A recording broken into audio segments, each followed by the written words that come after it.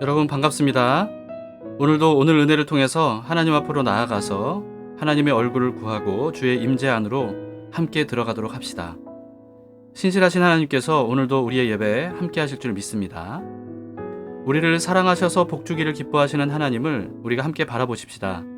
찬송가 429장 세상 모든 풍파 너를 흔들어 받은 복을 세어보아라. 이 찬송을 함께 부르시면서 하나님께서 이미 주신 많은 복들을 발견하는 시간이 되기를 바랍니다.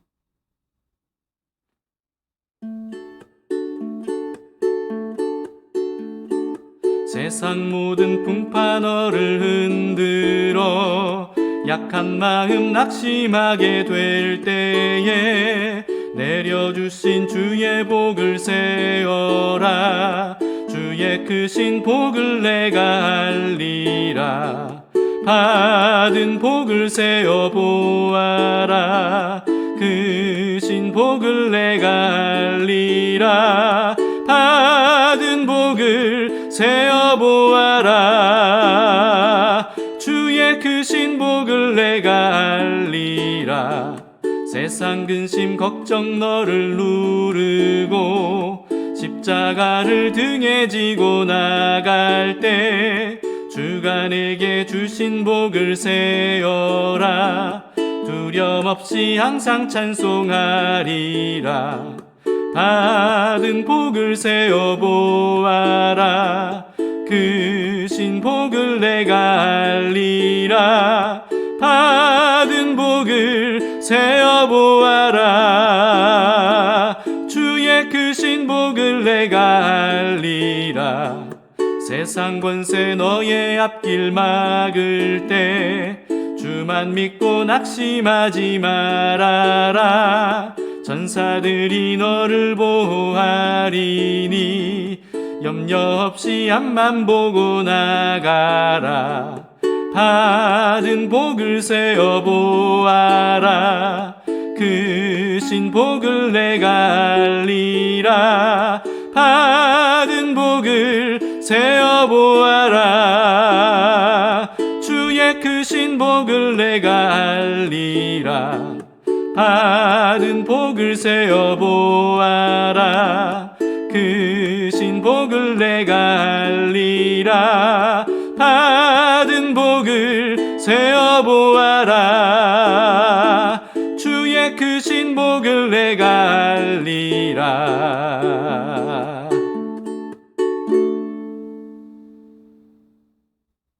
오늘 말씀은 잠언 24장 23절에서 34절까지의 말씀입니다. 주로 재판과 게으름에 관한 내용입니다. 이것도 지혜로운 자들의 말씀이라. 재판할 때에 낯을 보아주는 것이 옳지 못하니라. 악인에게 내가 옳다 하는 자는 백성에게 저주를 받을 것이요 국민에게 미움을 받으려니와 오직 그를 견책하는 자는 기쁨을 얻을 것이요 또 좋은 복을 받으리라. 적당한 말로 대답함은 입맞춤과 같으니라. 내 일을 밖에서 다스리며 너를 위하여 밭에서 준비하고 그 후에 내 집을 세울지니라. 너는 까닭 없이 내 이웃을 쳐서 증인이 되지 말며 내 입술로 속이지 말지니라. 너는 그가 내게 행함같이 나도 그에게 행하여 그가 행한 대로 그 사람에게 갚겠다 말하지 말지니라. 내가 게으른 자의 밭과 지혜 없는 자의 포도원을 지나며 본즉 가시덤불이 그 전부에 퍼졌으며 그 지면이 거친 풀로 덮였고 돌담이 무너져 있기로 내가 보고 생각이 깊었고 내가 보고 훈계를 받았노라. 내가 좀 더 찾아 좀 더 졸자 손을 모으고 좀 더 누워있자 하니 내 빈궁이 강도같이 오며 내 곤핍이 군사같이 이르리라.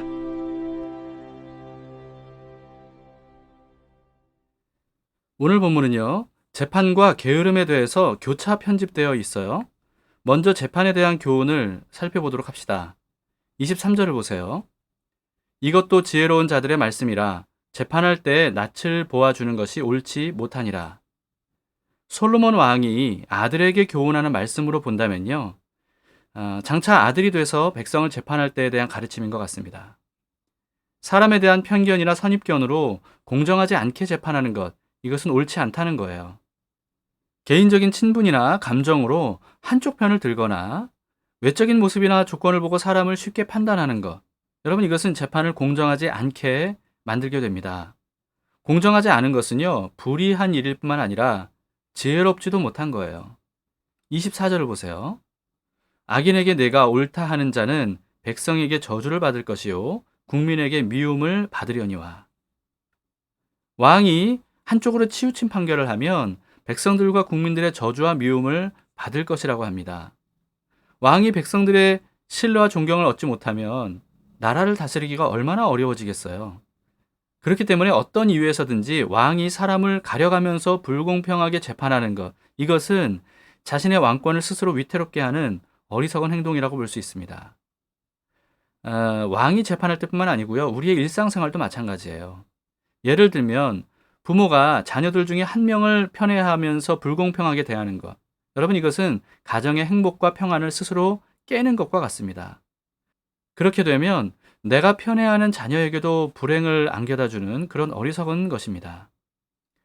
직장에서도 누군가의 편을 드는 것, 교회에서도 편을 나누어서 대립하는 것 등 이런 것들은요, 불의할 뿐만 아니라 어리석은 행동입니다. 개인적인 친분이나 감정 때문에 선입견을 가지고 편드는 잘못을 범하지 않도록 주의하도록 합시다. 예수님은 절대 그렇게 하지 않으시는 분이죠. 우리는 항상 예수님이라면 어떻게 하실까, 이걸 생각하면서 살아가는 것이 지혜로운 삶을 살 수 있는 방법이라고 생각이 됩니다. 그 다음 25절, 26절을 보시겠습니다. 오직 그를 견책하는 자는 기쁨을 얻을 것이요 또 좋은 복을 받으리라. 적당한 말로 대답함은 입맞춤과 같으니라. 왕이 악인에게 공정한 판결을 내리면 기쁨과 복을 얻을 것이라고 하죠. 26절은요, 흠정역 성경에서는 합당한 대답을 하는 자에게는 모든 사람이 입맞출 것이다, 이렇게 번역이 되어 있습니다. 문맥상 이 번역이 맞는 것 같아요. 악인인데 옳다고 하면 백성에게 저주와 미움을 받게 되지만, 그러나 악인에 대해서 공정하게 판결하면 백성이 입맞춤을 받게 될 거라는 거죠. 신뢰와 존경을 얻게 될 것이라는 뜻 아니겠습니까? 그 다음 28절, 29절을 봅시다. 너는 까닭없이 네 이웃을 쳐서 증인이 되지 말며 내 입술로 속이지 말지니라. 너는 그가 내게 행함같이 나도 그에게 행하여 그가 행한 대로 그 사람에게 갚겠다 말하지 말지니라. 앞에서는 개인적인 친분으로 악인을 봐줘서는 안 된다고 교훈을 했다면, 이번에는 개인적인 감정 때문에 거짓 증언해서는 안 된다고 가르치고 있습니다. 그 다음에는 게으름에 대한 말씀을 보도록 합시다. 27절을 보시겠습니다. 내 일을 밖에서 다스리며 너를 위하여 밭에서 준비하고 그 후에 내 집을 세울지니라. 집과 가정을 세울 준비를 미리 부지런히 해야 된다라고 하는 뜻이죠. 앞서 개미에게 배우라는 말씀을 우리 한번 다시 생각해 보도록 합시다. 잠언 6장 6절에서 8절이었는데요. 게으른 자여 개미에게 가서 그가 하는 것을 보고 지혜를 얻으라. 개미는 두령도 없고 감독자도 없고 통치자도 없으되 먹을 것을 여름 동안에 예비하며 추수 때의 양식을 모으느니라. 이와 같이 가정을 알차게 꾸릴 수 있도록 부지런히 일하면서 준비하라는 그런 말씀입니다. 그런데 그렇게 하지 않고 게으르면 어떻게 될지 직접 보고 깨달았다고 합니다. 30절부터 보세요. 내가 게으른 자의 밭과 지혜 없는 자의 포도원을 지나며 본즉 가시덤불이 그 전부에 퍼졌으며 그 지면이 거친 풀로 덮였고 돌담이 무너져 있기로 내가 보고 생각이 깊었고 내가 보고 훈계를 받았노라. 네가 좀 더 자자, 좀 더 졸자, 손을 모으고 좀 더 누워 있자 하니 내 빈궁이 강도같이 오며 내 군핍이 군사같이 이르리라. 밭과 포도원이 있다는 것은 재산이 많다는 뜻 아니겠습니까? 그런데 밭과 포도원이 있어도 게으른 사람은요, 그걸 전혀 가치 있게 가꾸지 않더라는 거죠. 밭과 포도원에 가시덤불이 퍼져버렸고 거친 풀들이 뒤덮어버렸고 그리고 울타리와 돌담이 무너져 내렸는데도 불구하고 주인은 전혀 손쓰지 않더라는 겁니다. 그 모습을 보니까 그 주인은 밭과 포도원이 아무리 넓고 커도 거기서 아무것도 거두지 못할 것이라는 것을 쉽게 예상할 수 있더라는 거예요. 이처럼 밭과 포도원이 있어도 일하려 하지 않고 게으르게 뒹굴거리면서 잠만 자면요, 가난해질 수밖에 없다라고 하는 이 사실을 깊이 생각을 하면서 교훈을 얻었다고 하는 겁니다. 아무것도 심지 않으면 아무것도 거둘 수 없는 법이죠. 그런데도 우리는 아무것도 심지 않아도 많은 걸 거뒀으면 좋겠다, 이런 생각을 해요. 그 생각을 일찌감치 버려야 됩니다. 지혜는요, 하나님의 창조 원리에 순응하는 것임을 잊지 말도록 합시다. 하나님은 사람을 위해서 만물을 만드셨죠. 그러나 아무 일을 하지 않아도 되도록 만들지는 않으셨어요. 심은 만큼 거두게 하셨고요. 심은 그것을 거두도록 하셨어요. 하나님은 사람이 지혜와 지식을 이용해서 부지런히 하나님께서 만드신 만물을 연구하고 개발하고 활용할수록 더 좋은 것들과 더 많은 것들을 얻을 수 있는 그런 세상을 만들어 주셨던 겁니다. 오늘날 지나친 노동으로 인해서 삶이 피폐해지는 일들이 많을지라도요. 노동 자체는 하나님께서 사람을 위해 주신 은혜와 복이라는 사실을 간과해서는 안 됩니다. 하나님은 적절한 노동을 통해서 우리의 심신이 단련이 되고 또 지혜와 지식이 늘어나고 그리고 삶의 즐거움과 보람을 얻게 되고 또 가족이 그 일을 함께 협력할 수 있도록 그렇게 하셨습니다. 세상이 지나친 경쟁과 욕심으로 인해서 지나치게 많은 일을 요구한다고 해서 노동 자체를 부정적으로 보거나 거부하지 않도록 해야 됩니다. 여러분, 노는 아이들을 보세요. 일부러 힘들게 높은 곳으로 올라가서 뛰어내리기도 하고요. 또 일부러 힘들게 막 어디엔가 매달리기도 하고요. 또 이것저것 다 만져보고요. 또 땅을 막 파헤쳐 보기도 하고요. 이런 식으로 아이들은요, 몸을 가만히 두지 않아요. 땀이 송글송글 맺힐 정도로 그렇게 쉬지 않고 뭔가를 합니다. 계속 움직여요. 어른들은 그런 아이들의 활동성을 감당하기 어렵기 때문에 좀 가만히 있으라고 이렇게 야단을 치지만요. 사실 아이들은 그런 활발한 활동들을 통해서 많은 것들을 느끼고 몸으로 익히고 배우면서 성장을 하는 거더라고요. 그러면서도 재미와 즐거움을 얻는 거죠.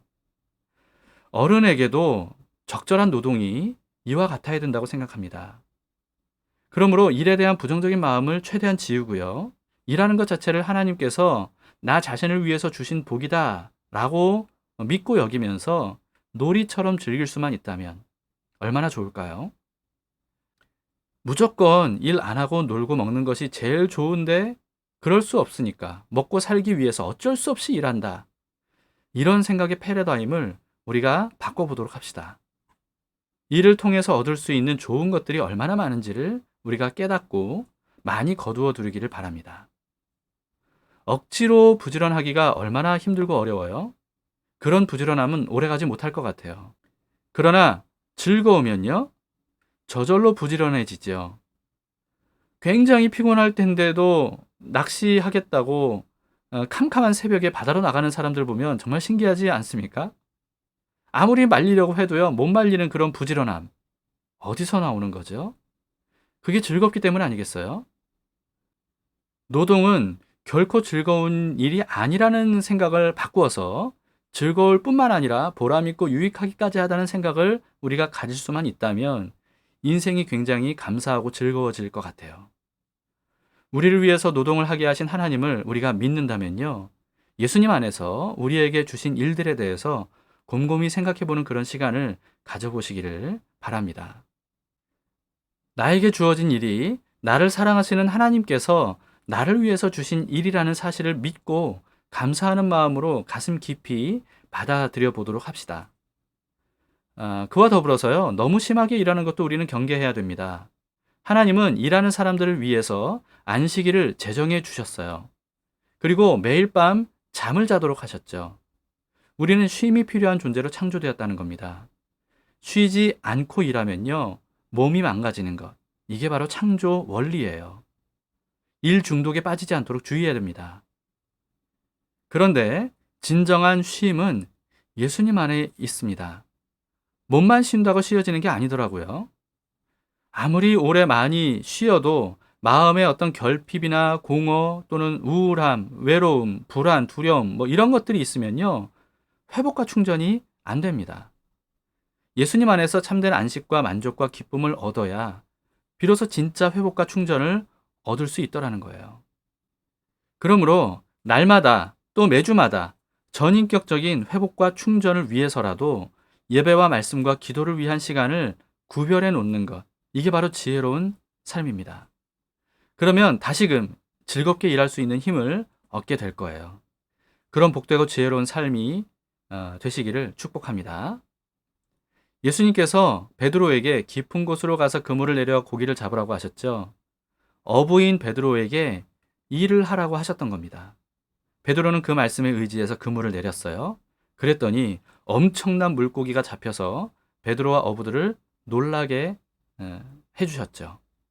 우리도 주님의 말씀에 의지해서 바다로 나가서 그물을 내리듯이 우리에게 주어진 일들을 하면 주님께서 우리를 위해서 또 우리를 통해서 놀라운 일들을 행하실 겁니다. 그 믿음으로 전능하신 나의 주 하나님은 이 찬양을 함께 기쁜 마음으로 부르도록 합시다.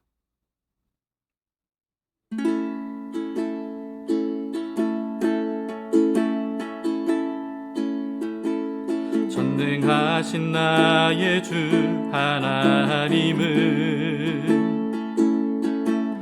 능치 못하실 일 전혀 없네. 우리의 모든 간구도 우리의 모든 생각도 우리의 모든 꿈과 모든 소망도 신실하신 나의 주 하나님은 우리의 모든 괴로움 바꿀 수 있네. 불가능한 일 행하시고 죽은 자를 일으키시니 그를 이길 자 아무도 없네. 주의 말씀 의지하여 깊은 곳에 그물 던져 오늘 그가 놀라운 일을 이루시는 것 보라. 주의 말씀 의지하여 믿음으로 그물 던져 믿는 자에겐 능치 못함 없네.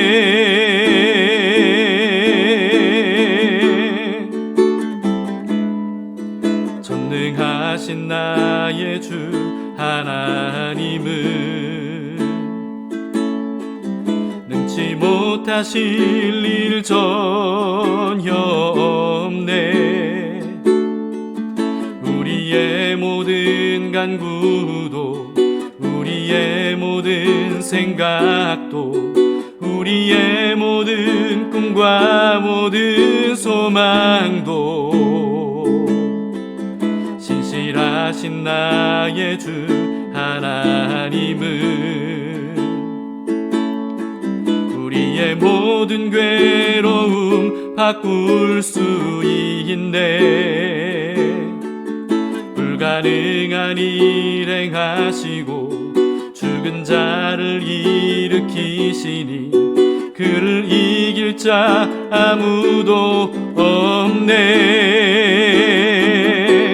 주의 말씀 의지하여 깊은 곳에 그물 던져 오늘 그가 놀라운 일을 이루시는 것 보라. 주의 말씀 의지하여 믿음으로 그물 던져 믿는 자에겐 능치 못함 없네. 주의 말씀 의지하여 깊은 곳에 그물 던져 오늘 그가 놀라운 일을 이루시는 것 보라. 주의 말씀 의지하여 믿음으로 그물 던져 믿는 자에게 능치 못함 없네. 믿는 자에게 능치 못함 없네. 믿는 자에게 능치 못함 없네.